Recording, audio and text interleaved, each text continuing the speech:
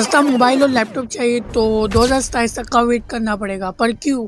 इस वीडियो को एंड तक देखो, बताता हूँ। 16 फरवरी 2026 को चाइना की सबसे बड़ी RAM producing company ChangXin memories technologies ने कहा कि वो अपनी रैम्स की प्रोडक्शन को 2 to 3 टाइम्स इंक्रीज कर रहे हैं। एक जहां दिन में 100 रैम प्रोड्यूस की जाती थी, अब इस इंक्रीज के बाद 3 से 400 रैम प्रोड्यूस की जाएंगी पर डे। अब इस इंक्रीज के पीछे का रीजन ये था कि चाइना आज भी रैम्स के मामले में थोड़ा बहुत फॉरेन कंट्रीज पे डिपेंड करता है, तो इसी चीज को बिल्कुल खत्म करने के लिए चाइना की तरफ से ये स्टेप लिया जा रहा है। एंड एक रीजन और भी है कि चाइना चाहता है कि वो एआई की इंडस्ट्री को भी रूल करे। एंड इस कंपनी का टारगेट है कि 2027 तक ह्यूज अमाउंट ऑफ रैम्स को मार्केट में रिलीज करना। अब इससे होगा ये कि जब मार्केट में डिमांड से ज्यादा सप्लाई होगी तो रैम पे डिपेंड करने वाली चीजें सस्ती होंगी। ऐसी ही और वीडियोस के लिए फॉलो करें।